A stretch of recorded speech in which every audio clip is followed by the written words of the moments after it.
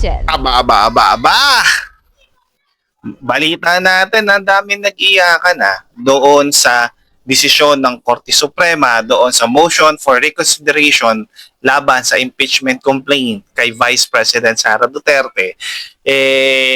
Ito pong mga senador natin, especially itong si Senate President Tito Soto, grabe ang kanyang kalungkutan, ang kanyang naging reaksyon doon sa naging desisyon ng Korte Suprema. Aba. Teka lang. SP Soto, ikaw ba yung nag-file ng impeachment complaint laban kay Vice President Sara Duterte? Yung mga nag-file nga ng impeachment, hindi nga nag-react Ikaw na Senate President, di ba? Na sana walang halong bias ang iyong komento. Bakit naman galit na galit ka nung sinabi ng Korte Suprema na unconstitutional yung proseso na ginawa sa impeachment complaint laban kay Vice President Sara? Walang problema, filean nyo ng impeachment si Vice President Sara. Pero kailangan din tama at wasto yung proseso na ginawa sa pagpa-file ng impeachment complaint.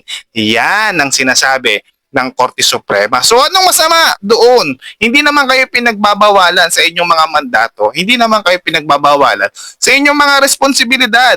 Kailangan lang na itama ang tuntunin, hindi bumabali ng batas, hindi nagbe-bend the law. Yan ang sinasabi ng Korte Suprema.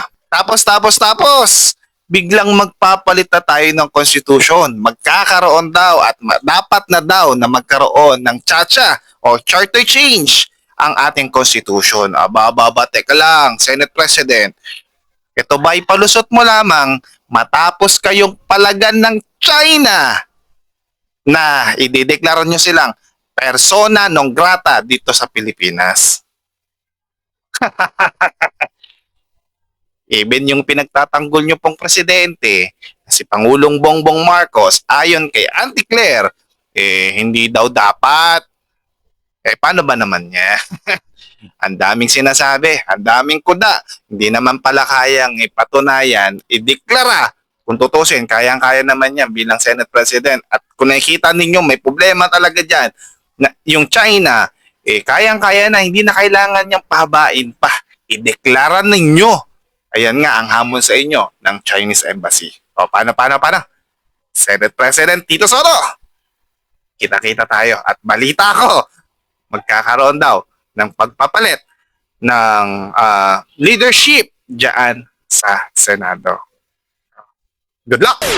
God bless sa iyong pamumuno dyan sa Senate. JTV! Salamat!